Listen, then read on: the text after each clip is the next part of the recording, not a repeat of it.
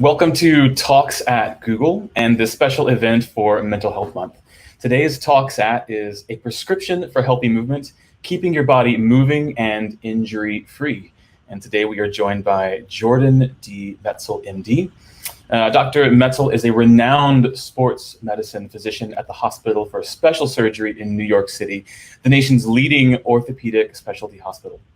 Regularly voted by his peers to New York Magazine's top doctors list, Dr. Metzl treats athletic-minded people of all ages, from the world's top athletes to the newly active, at his offices in New York City, White Plains, and Stamford, Connecticut.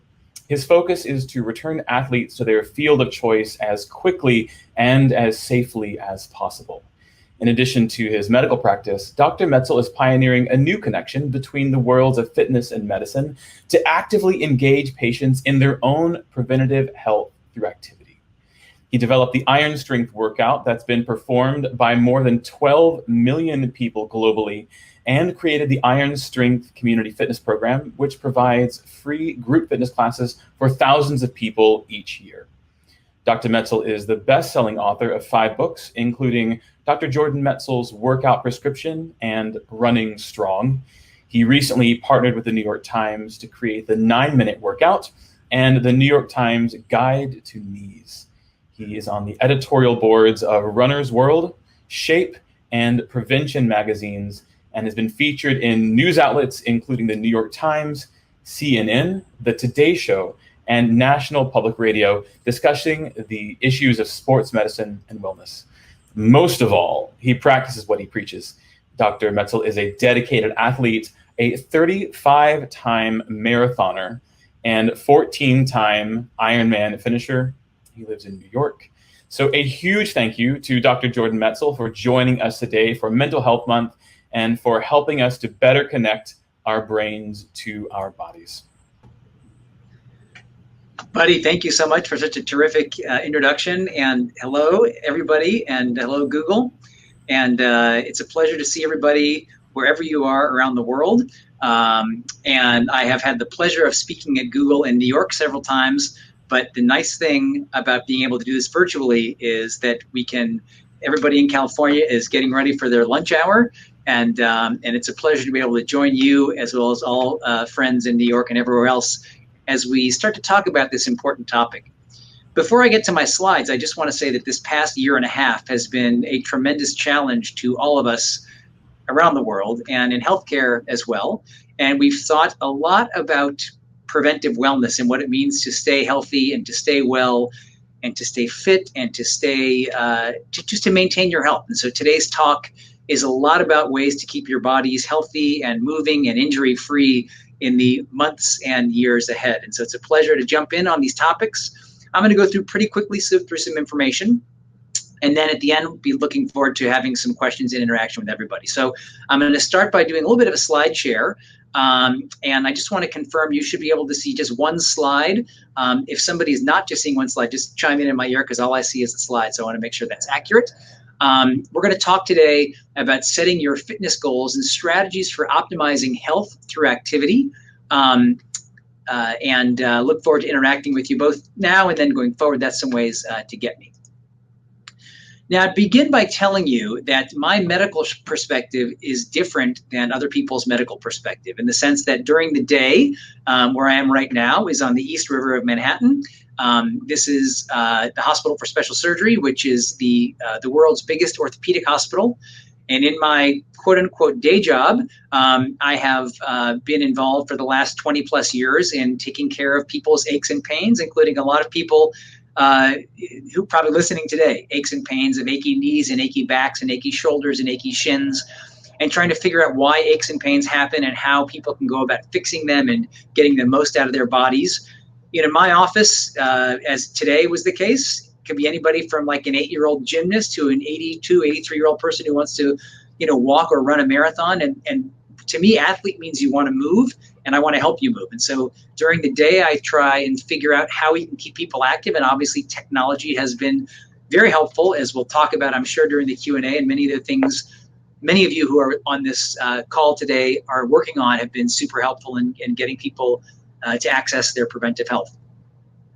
During my evenings and weekends, I am actively involved in doing activities. And for a long time, I had kind of two separate worlds. My world as a doctor, and then my world as somebody who did fitness. I did triathlons and marathons. And then over time, I've gradually brought these worlds together. This is a couple summers ago, teaching one of our 1,000-person workouts on the Intrepid, which is a big aircraft carrier in the Hudson River.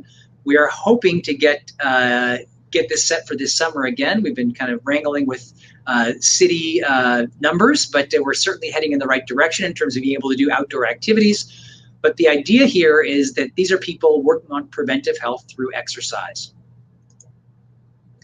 Now, before we jump into our topic today, I just want to kind of make some comments from the medical world, and particularly from the New York City medical world on the past year and a half, because I think in many ways this has changed how we kind of think about preventive health and wellness and the role of wellness. And I would say at HSS, as I mentioned, we are the world's biggest orthopedic hospital, but about a year ago and a bit, we shifted gears like everybody in New York City, and we became a hospital taking care of people with COVID and many of the effects of that. So this is one of my good friends who's a colleague who helps take care of the New York Knicks. Tonight she'll be at Madison Square Garden, but this is getting ready to go work a 12-hour shift taking care of people with ventilators with COVID. This is a group of our orthopedic surgeons and anesthesiologists doing the same kind of shift work, 12 hours of a shift work. This is the head of our sports medicine group and the head of our research department, again, getting ready to go work in a shift in an ICU, makeshift ICU at HSS. This was me getting ready to go take care of a kid up in our Connecticut office who'd broken his leg. I would never dress like this normally, but early on in the pandemic, we had to take maximum precautions with PPE as we interacted with our patients. And this is another one of my colleagues learning how to do, which none of us had really done, which many of you had done for a long time, which was telemedicine and tele-meeting our patients and thinking about how we would interact with our patients remotely. And again, a year of challenges, but a very gratifying year as we kind of learned how to do some of these things. Now, when it comes to movement, what have we seen? Well, this was New York City. This was the 15th of January, 2020, and this was people's daily step counts by age, 18 to 29, 30 to 50, 50 to 65. And you can see as COVID-19 hit, we saw a dramatic drop off in step count. And that has been true for about a year plus, where people may be exercising, but they're not walking around. Many people working from home, as many of you who are listening are working from home. And it may be that you're doing a home workout video or a home bike session or whatever, but your daily commute, your daily walking, moving around is probably a lot less than it has been. Around the world, many cities seeing the same phenomena where, again, as the pandemic hit, much less activity throughout the day. Now, part of what we did in kind of seeing COVID and trying to understand how we were going to help people take care of this disease was we put together, we were seeing many patients with COVID, and part of the difficulty was that the disease didn't seem to affect any two people the same way. And so people would have very different symptoms depending on, it wasn't only depending on age. I saw very fit athletic people who had symptoms for 6 months, 7 months, 8 months. So there were a lot of questions around this. So we put together a paper on returning people to exercise after COVID infection, and some of the things we thought about, I'm just going to jump back for a second, is every person that has this disease is unique. Everybody recovers at their unique rate. And there's a very broad severity in this disease. And so, really thinking about preventive wellness and keeping people healthy, getting them back to exercise, these topics have become increasingly important for all of us in the sports medicine world in a different way than they were before all of this started. Now, if I asked everybody on this call and I asked you the question, how would you define wellness? What would you think? Well, if I asked for that question in a chat function, I'd be getting questions from all over the world in very different ways. Some people may say that wellness means how I feel about my body, or how I feel about my mind, or how I feel about my sleep, or how I feel about my nutrition. And the answer is wellness is a very different thing for every single person who is reading this and seeing this slide. These are some of our workouts in past summers down on Pier 29 and the Hudson, Pier 24 on the Hudson, and in front of Macy's and Herald Square, one of our dance workouts. These are actually coming up this summer, so hopefully you'll come join us. But the truth is that wellness can be wellness of the body. Wellness can be wellness of the mind. Wellness can be wellness of nutrition. And one of the things we probably didn't think about enough, but recognize much more now, is that wellness is wellness of community, seeing people, interacting with people. That's a huge part of what makes people well. And that piece particularly is something which we saw a huge drop off in as we became much more socially isolated and socially distant. Now, I put this up because almost all of you listening in on this call today are people who live in the world of tech-related.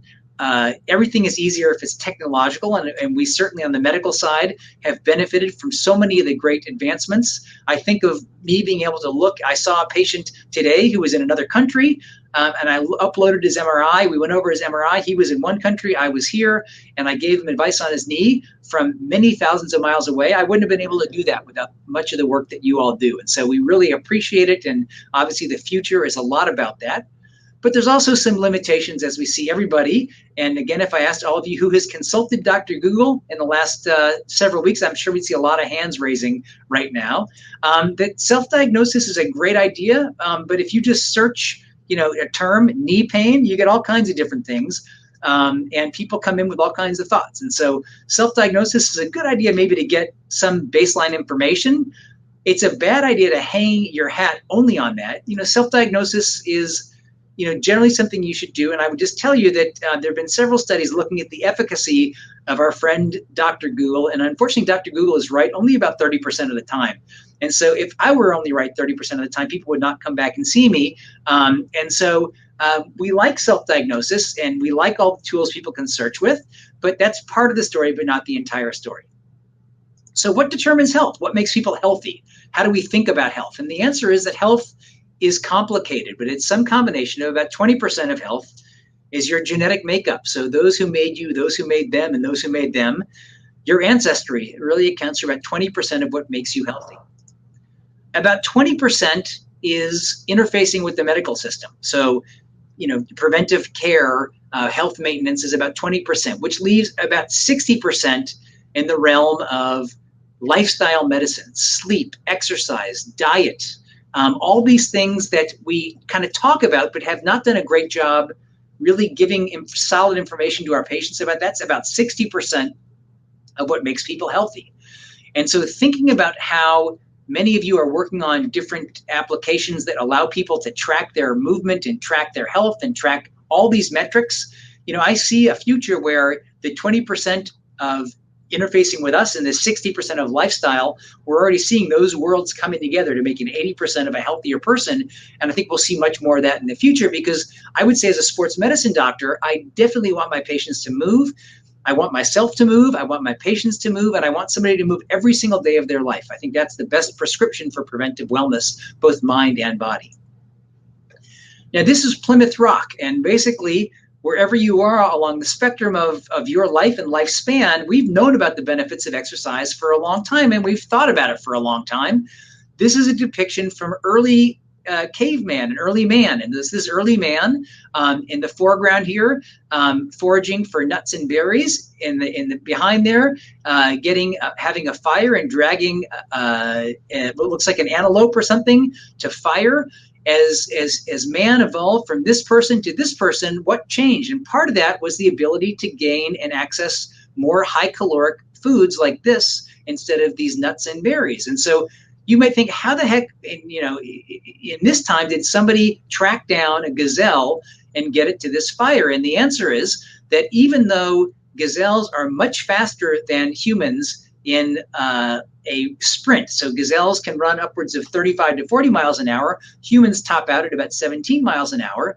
But the difference is humans are the mammals that have the least body fur and the most sweat glands per square inch compared to any other animal, any other mammal. So the end result is, on a very hot, humid day, animals such as gazelles do not have body cooling mechanisms as good as humans. And so over a long period of time, humans can track down animals and can gain access to things such as gazelles. Ancient Greeks talked about the Olympiad in 2000 BC. The Romans talked about healthy mind and a healthy body in 2 AD. We went through a period in the Dark Ages from about the 5th to the 15th century where The thought was that the body was just a vessel for the mind. The mind was all that was important. But by the time we got to Renaissance Italy in the 16th to 18th century, and people like Da Vinci depicting the human form, there was a real appreciation of the body and the importance of a healthy body. The modern fitness concept dates back to about the mid-1800s. This is a depiction of a outdoor fitness facility in Scotland in the 1880s. This is an all-boys school. And interestingly, in the United States, we've seen similar pictures. This is Andover, Massachusetts in 1883, an all-girls school doing the same types of activities in a gymnasium class. The modern fitness concept dates back to about the early 1900s. This is a gym circa 1921. And again, this might look like the gym you might go to now if you're kind of I like to go to the down and dirty gym type situation. You can see this form back here over the weight rack is Charles Atlas, who became popularized in the early 1920s. And the idea that muscles were something to be desired became popularized about that time. What about the present and the future? Well, again, the pandemic accelerated the idea of the virtual class wherever you are and the virtual fitness experience. So things such as this experience or this experience with an avatar or this experience are things which we've seen really shift over the past number of years and really have accelerated in the past 20 months or so. What do I hear in my office? I hear things such as, I want to be more fit and active in 2021. I want to drop 20 pounds. I want to enjoy my grandkids. I notice I'm less active than before. And no matter what you're doing, my goal is to help keep you out there and keep you moving around. That's what I want to do. And so how did this come into real life? How do we think about this? What are some of the tools we think about?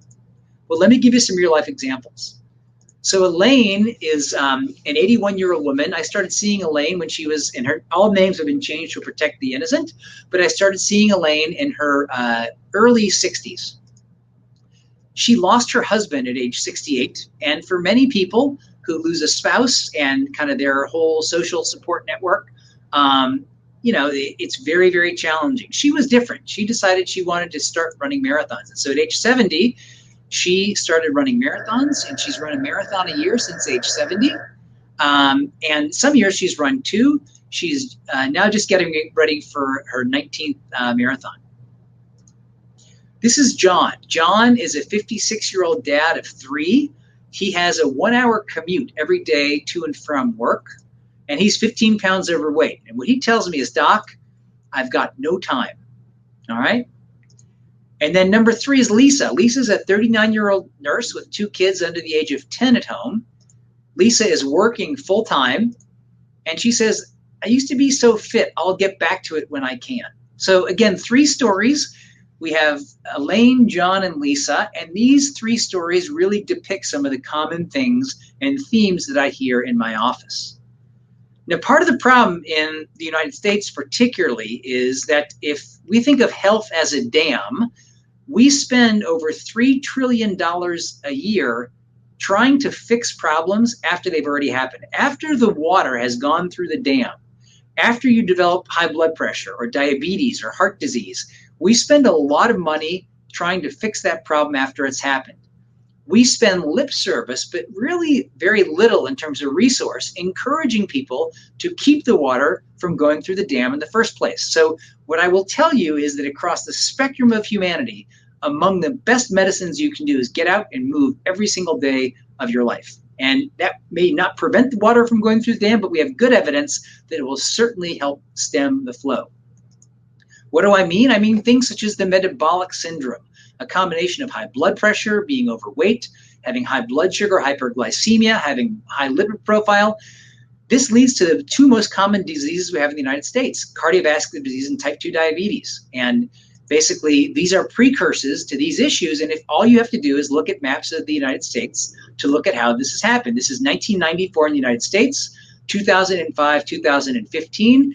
This is the spread of obesity in the United States related to a whole host of factors.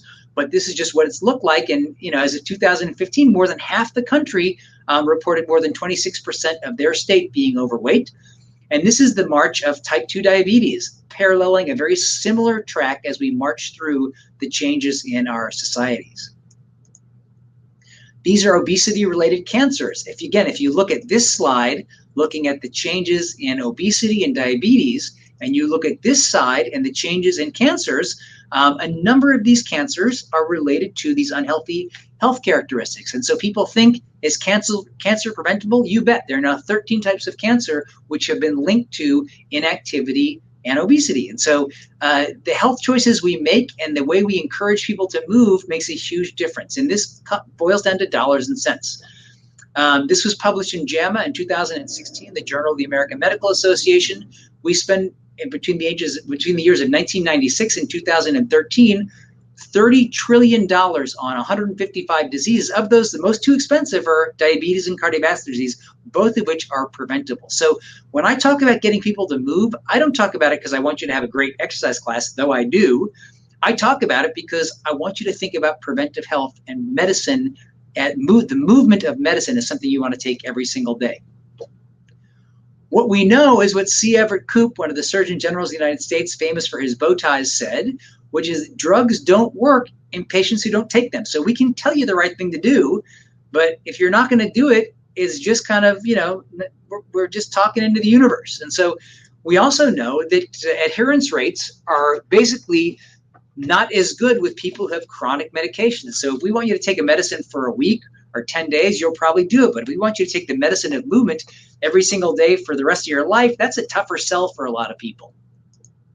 So what's being done? Well, this is interesting. This is Lake Nona, Florida, and Lake Nona is the equivalent of the Truman Show. If you move to Lake Nona, Florida, and maybe we have somebody on the call today in Lake Nona, Florida, you get access to this awesome swimming pool. You have this like kind of beach thing. This is Florida, so you have this like swampy thing. It looks kind of suspect to me. I don't know if there's like alligators there. It looks a little scary, but you have all these kind of row houses, and you look like you could be in the Truman Show, except for the fact that if you live in Lake Nona, you live there with the understanding that everything you do, every way you move, everything you do is going to be tracked. And you live there in exchange for basically being a member of the Truman Show. And this is the first prospective health community where a number of these different lifestyle things I talked about are being tracked and analyzed to really give us a better idea of the effect of some of these preventive health measures. But what we do know is across the spectrum of the human body, from your brain to your heart to your metabolism, diabetes to orthopedic issues, osteoporosis, osteopenia, to, as I mentioned, 13 types of cancer, getting out and moving every single day is a hugely helpful thing. We also know that unless you're the proverbial person living under a rock, you know you should be doing it. And so I'm not telling you anything new. The recommendations of fitness include at least 30 minutes 5 times a week, or vigorous exercise 25 minutes 3 times a week. And that we want to make sure we're seeing the forest, not just the tree. So we want to think about preventive wellness, preventive activity, and thinking about ways that we want to keep people active throughout their day. Now, I would tell you that in my office, I think a lot about the kinetic chain of the body, the tip-to-toe strength, tip-to-toe strengthening, tip-to-toe flexibility. In all of my books and all my fitness classes, I talk about foam rolling. I talk about full body strengthening. My job is to keep my soccer players on the field, to keep my dads lifting kettlebells, and to keep their kids interested in exercise as well. And interestingly, I thought about the interface of technology and what I've done over the last 20 years. And, things such as this, which is looking at the way people walk and run, has really changed the advice I give. So this is an interesting study kind of paralleling what we do in our run mechanics lab here at HSS, where we look at the way people move. The solid line are rear foot strikers, people hit their heel first when they run. The dotted line are midfoot strikers. And the small dotted line are forefoot strikers. People often ask, is there a best way to run? And the answer is no. But what we can do a lot of is analyze how people move, and we can try and get them the best information about their landing pattern. Are they a forefoot striker? Are they a midfoot striker? Are they a hindfoot striker? And we can think about ways to really give them the best advice to minimize the ground reactive force between their foot and the ground, and how we can maximize their happiness when they're moving around. What I would say that from the perspective of a doctor, my thought on, and I know that, social media has really in some cases fairly received, hard knocks. But I would say one of the nice things about being able to take a message that used to be one-on-one visit in a doctor's office and kind of expanding that message is the idea of preventive health. And I'd say for me personally, it used to be a lot about, one patient at a time, one person at a time. So this is one of our awesome nurses. And I wanted to figure out ways to get my nurses more active. And so I had the idea that every time I'd run a race, I'd come back and give a medal to one of my nurses. And now if you see our awesome nurse, Stacy, on the way to work here in New York, you'll see at a red light, she is doing squats on 72nd Street or 67th Street on the way from the subway. And the deal is that when she gets to a red light, she does some squats. And she walked her first marathon a couple years ago. So one-on-one, you can make a difference.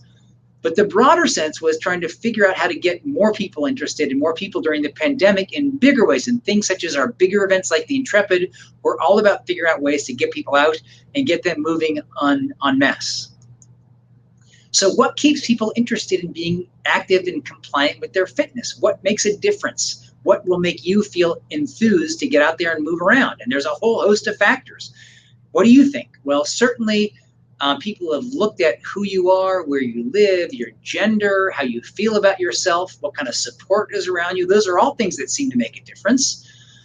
But the thing that seems to make the biggest difference is if you're having fun. So to me, people ask, what's the best kind of exercise? And what I say is, if you smile when you're doing it, you're much more likely to be compliant. And this is an interesting study that was done out of Germany, where they looked at 45 people, average age of 46, and they basically broke them up in a gym into two groups. One group had fun, and one group had no fun. And in the fun group, they got to do things such as they were part of the group. They got a lot of positive feedback. You're doing a great job. They had different kinds of exercise. In the no fun group, they were just said, we're going to do cardiorespiratory exercise, strength training, and flexibility. And they studied their changes over a period of 8 weeks, and they looked at what was the difference before versus after. So the intervention group was the fun group. The control group was the no fun group. And at the beginning, they were about the same. After 8 weeks, they found that the fun group was more likely to exercise, and they were more likely to exercise more frequently because they were having fun. So fun makes a difference. So how does this translate to the people I told you about at the beginning? Well, Elaine is 81. She lost her husband at 68. She started running marathons at 80, and she just finished her 19th marathon. So for somebody like Elaine, I think about a whole host of things. I think about, for her fun is her community. I think about how I want to keep her body going. I think about things such as strength training. I have my patients starting at 7, 8, 9 years old lifting weights, and I don't let them stop until they're 90 or more. And so Elaine is a kettlebell lifter. She does kettlebells. The muscles basically offload her knees and her hips and allow her to keep moving. She has her community because that really inspires her and that helps her a lot. And as she keeps going, she's walking marathons. I don't care. I love the fact she's out there, and my goal is to keep her out there. Her knees are a bit achy. We do injections of some lubricants in her knees, which helps her keep going, and that's been super helpful for her. We've done a couple of our more advanced injections in her knees using her own blood called PRP. That's been very helpful for her. But overall, she's doing great, and my goal is to keep her going for a long time. What about John, our 56-year-old father of 3 who's got a commute? He's overweight, and he said, I've got no time. Well, certainly the pandemic for people like John who were commuting, when they had some extra time, they certainly were able to do some more. But I think about things with John, such as HIIT training, high-intensity interval training. At the end, I'll show some of the resources, including the 9-minute workout with the times, which is a way for all of you to kind of access this HIIT training. And HIIT training is short bursts of intense exercise. And it's a great way to start thinking about building intensity into your lives. And, John wakes up and he starts doing his HIIT training first thing in the morning before he eats. And the idea of ramping up that metabolism either first thing in the morning or at the end of the day, I think are things to think about with someone like John. Or Lisa, who's got 2 kids under 10. She's working full time. And she says, I used to be so fit, I'll get back to it. And for someone like Lisa, even taking small breaks are things that make Lisa happy. So Lisa is somebody who loves dance classes. And so, there are different apps or different programs that are really quite inexpensive that Lisa can access now, where she can do her exercise classes wherever she is. And she's done great with those. And so, thinking about the different ways and different accesses for people, I think are super important. I think the point here is that fun is hugely important. And I want to show you what that looks like in a great video from Sweden.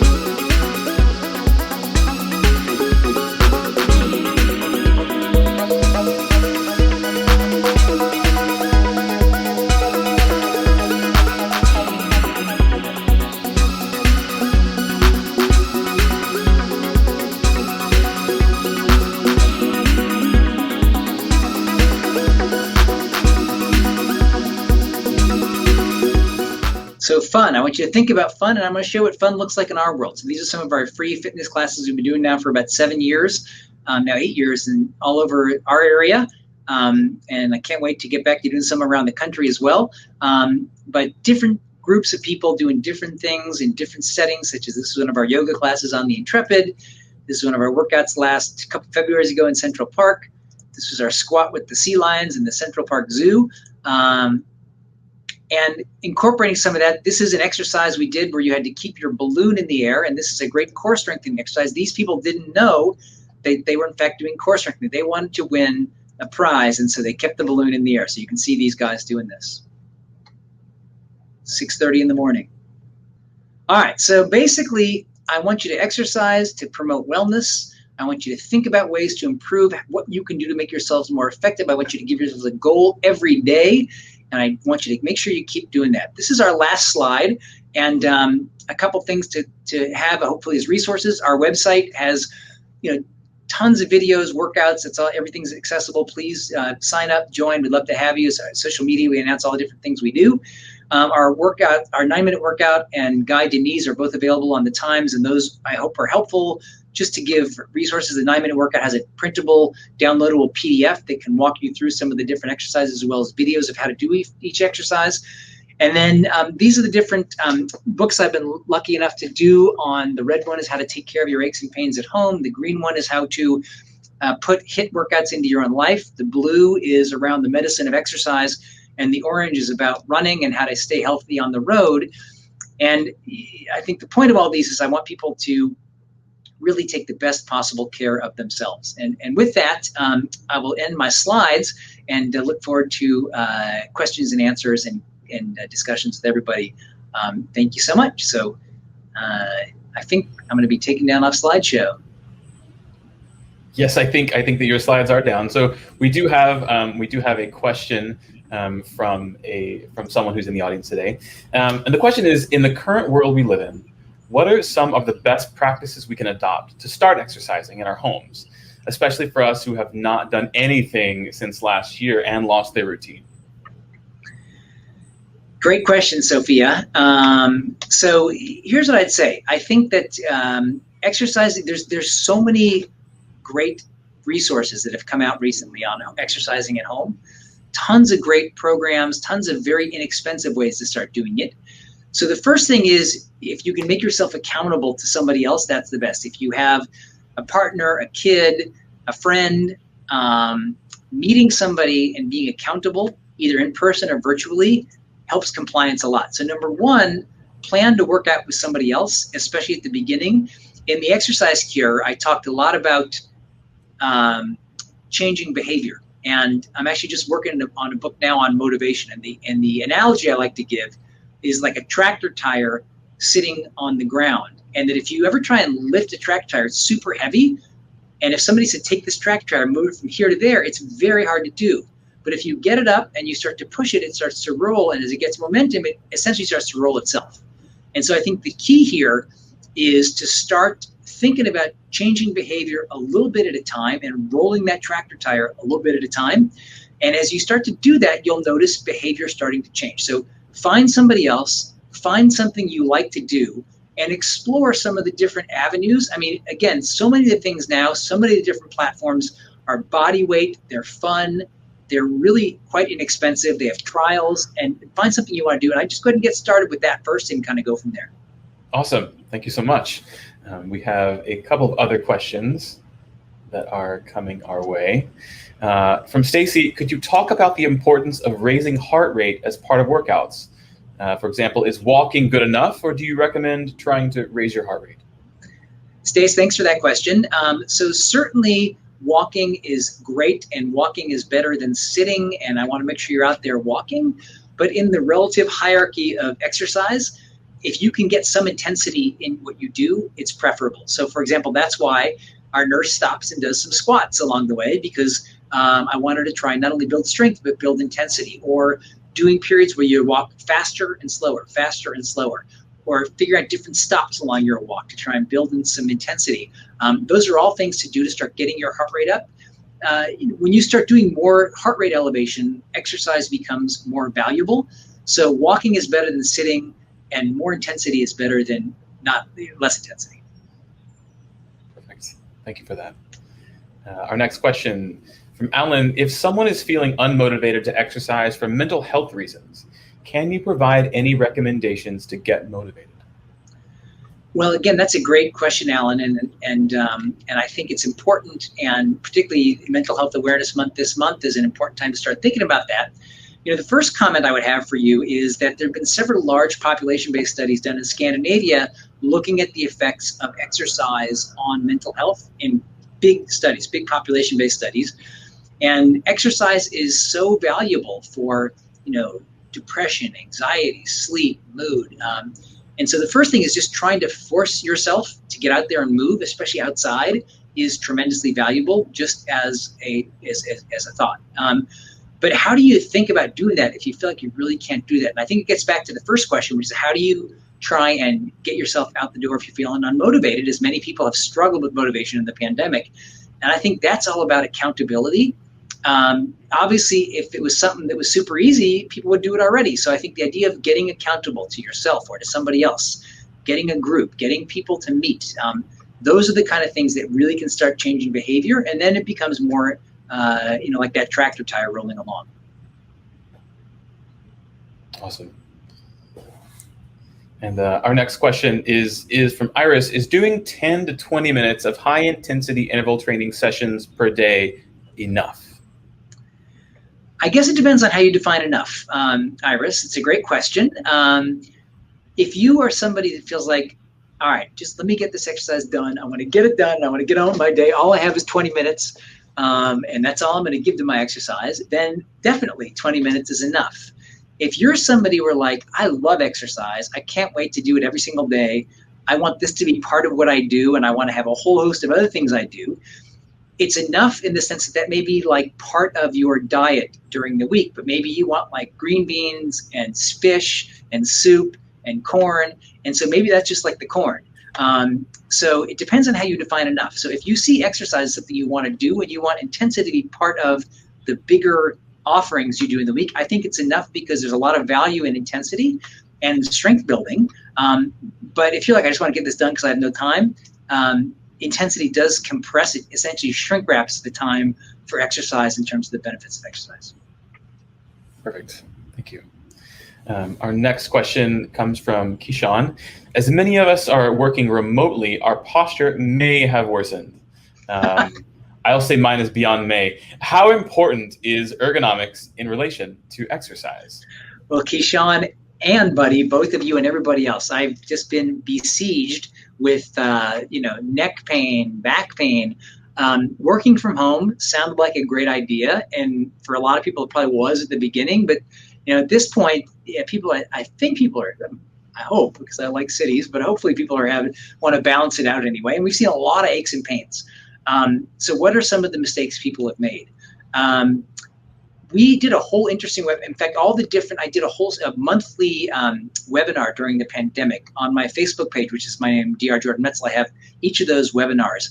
And we did a whole webinar on home ergonomics. And we had one of our physical therapists we've done a lot of virtual ergonomic assessments now for our patients to try and figure out what mistakes. And the truth is they did one on me, and I realized I just are making a ton of mistakes. Foot position, arm position. And like, God, I feel like a robot. I can't even move. I'm sitting up like that. But the answer is that, things such as getting up and moving around, figuring out the right kind of chair situation, maybe moving, if you're from home, different chairs, sometimes using something that doesn't have a supportive back, sometimes a supportive back, getting the monitor the right height. So you're sitting up nice and straight, which reminds me I should be doing that. But he's got good posture right now. Getting up and twisting and moving, neck stretching. Those are all things that are helpful. I'm a huge fan for foam rolling and getting on a foam roller to loosen up your posture and loosen up your muscles. That's super helpful. I'm a great advocate for planks, at least 2 or 3 minutes of plank a day to hold and start isometrically building strength in your muscles can be super valuable. So there's a lot of different things people can do when they start getting achy body parts, a lot of achy wrists, a lot of achy backs, a lot of achy necks. The last thing is we've seen a real growth and interest in a lot of the soft tissue mobilization guns, the massage guns, which I think are really helpful. There's a whole number of these you can see on Amazon, and they basically just loosen up soft tissue and help a lot with the achy body parts. Fantastic. Our next question from John, do you have any guidance for safely increasing running mileage? I try not to increase by more than 10 to 15% a week, but once I get to 25 to 30 miles a week, I end up with small injuries and nagging pains. Well, John, it's a great question. Thanks for asking. And here's how I would answer that question. So let's say somebody like John comes in to see me and they say, hey, Dr. Metzl, I'm getting shin pain when I run more than 15 miles a week. Am I running too much? And the answer to John's question is you're running too much for the body you have right now. But why are you getting that shin pain? Are you getting that shin pain because your feet are pronating on? Do we need to put an orthotic in your shoe to bring you into neutral? Are you getting that shin pain because you're not strong enough and your hips are sagging when you're running, causing more rolling in? Are you getting that shin pain because you're overstriding in our lab and your stride mechanic is all messed up and that's causing your shin pain? Are you getting that shin pain because you're in the wrong kind of shoes or you're not doing enough strength training? There's so many factors why people get hurt.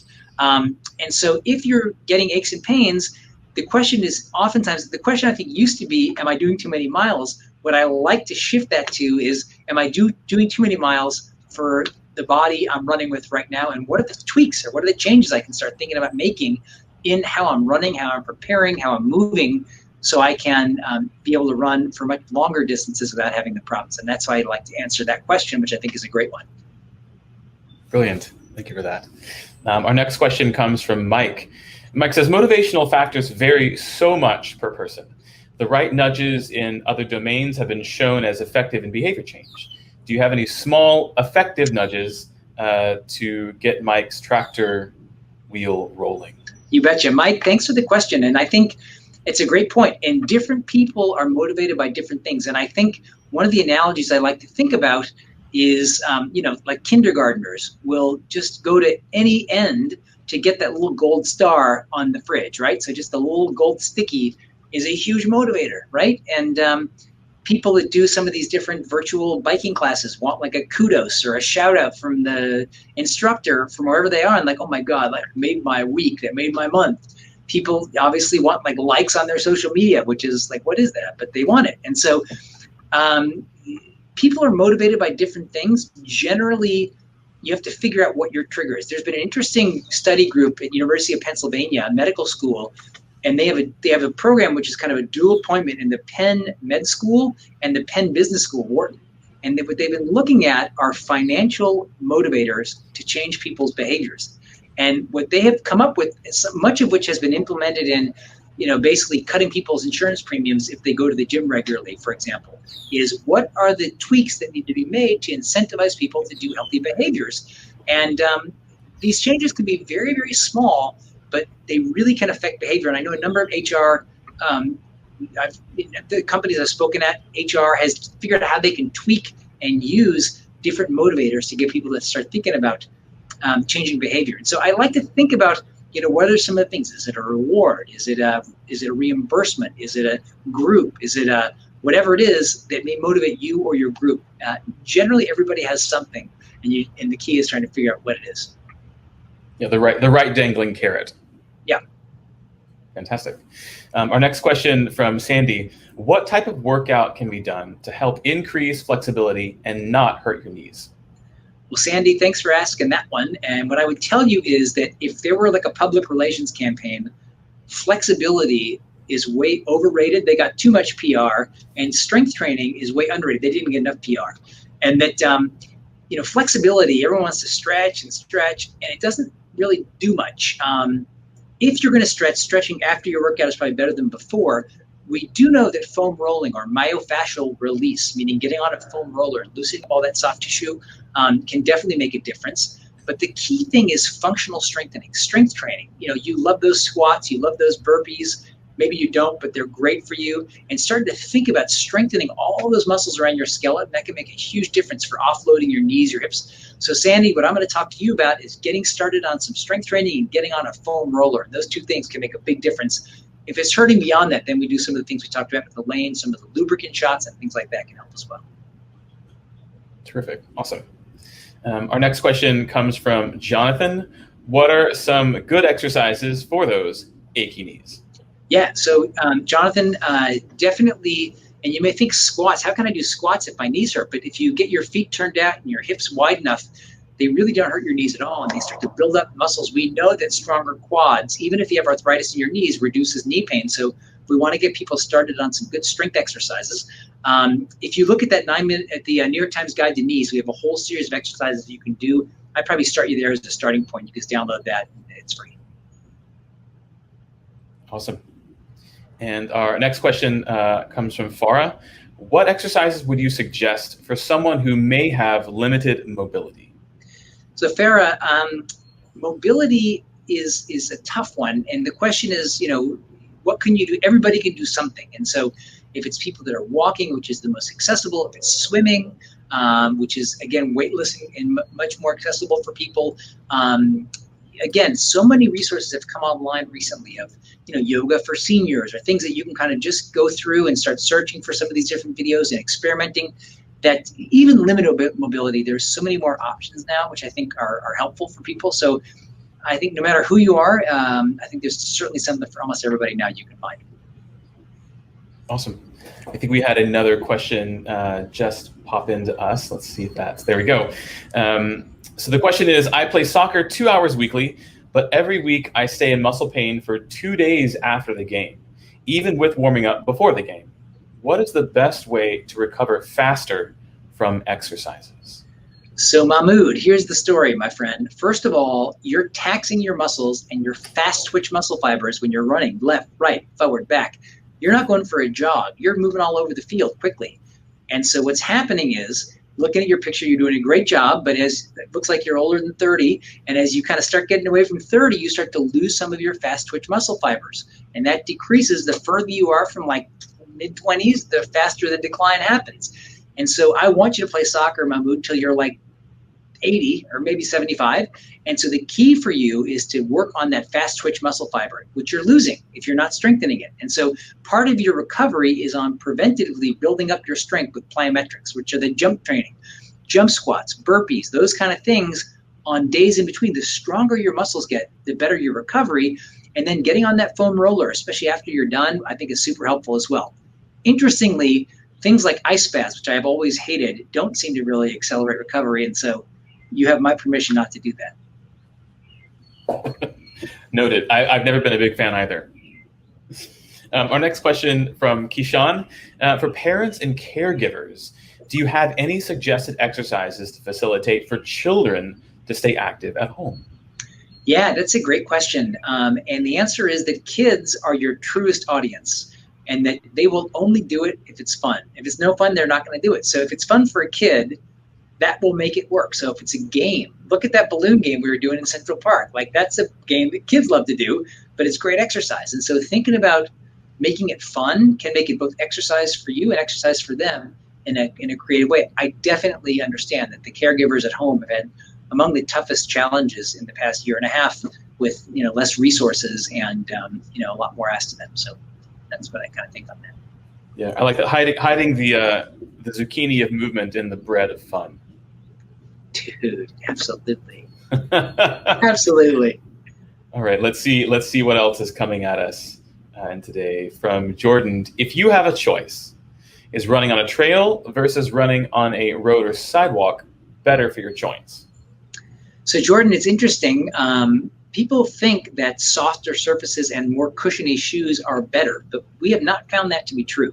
A lot of it depends on your mechanics. So the question that I was asked earlier on, is 20 miles a week too much for me? And it depends on what you're doing, like what kind of shoes, what kind of strength.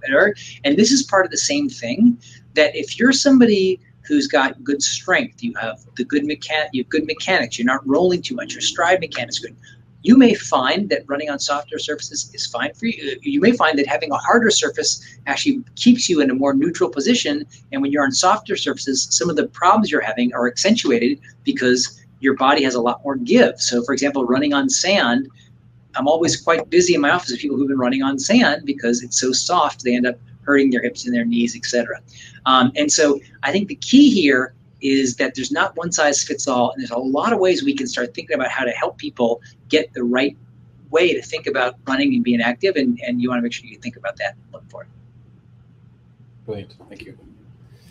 Our next question is coming from David.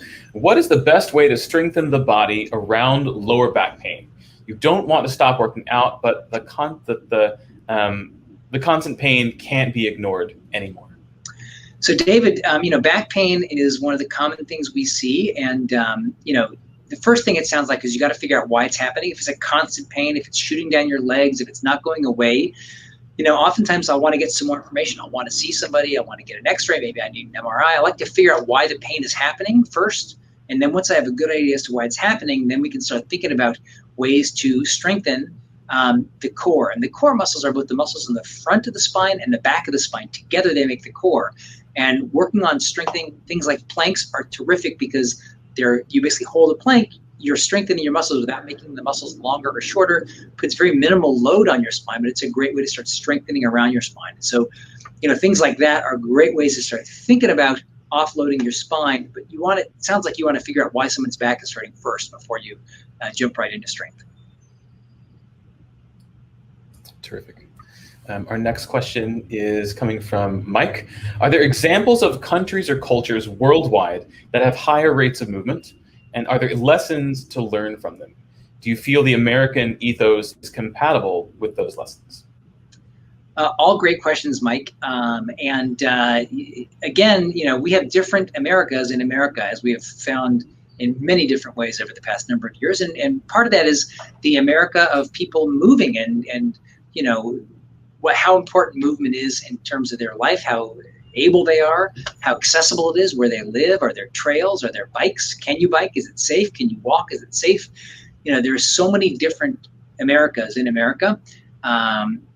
It's interesting because you might think that if you live like in Lincoln, Nebraska, or you live in New York City, there's more space in Lincoln, Nebraska. I definitely could walk easier in Lincoln, Nebraska, but NEAT, which is an acronym for non-exercise active thermogenesis, just burning calories from moving around, your NEAT profile is actually higher in an urban center because you have to, walk to commute, walk to get around, a lot more steps during the day versus if you're in Lincoln, Nebraska, you're probably driving to the store, driving to work, driving home.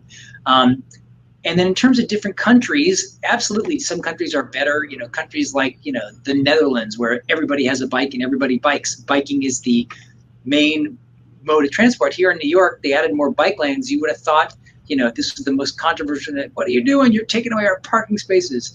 Like, hey, you're adding more bike lanes. It's awesome.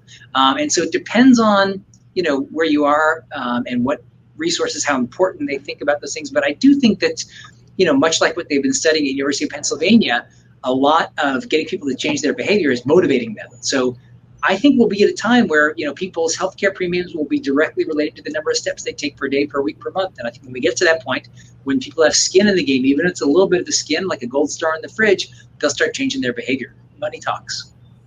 Yes, Hamilton says if you've got skin in the game, you stay in the game. That's it. Our next question is coming from Kay. How do you get started doing triathlons and Ironmans? Do you recommend triathlons over only running? So again, I think the key is trying to figure out what makes you smile. And if running makes you smile, you should run. If doing biking and swimming and biking and running and all those things make you smile, you should do that. If you've never done those kind of things, I would definitely suggest joining a club or a group wherever you are. And the nice thing about those is you have people around the same level. Oftentimes there's coaching. It's interesting, like running, we see some running injuries from the things I talked about, but some of the more serious injuries we see in triathletes who are learning how to bike, because the bike's obviously going faster. There's a much higher risk of injury from falling off a bike. And so it's a bit of a different injury profile. But I'd say recommend joining a team or a group to begin with so you can kind of get a sense of what people do. That was our last question. So Dr. Jordan Metzl, thank you so much for spending the time with us here at TalksAt to let us know how we can help ourselves to move more and how moving more will help us physically and mentally. Thank you so much for your time, and we'll hope to see you around soon. Terrific. Thanks everybody for watching, and I hope it was a lot of fun. Thank you. I had a great time. Bye-bye. Bye-bye.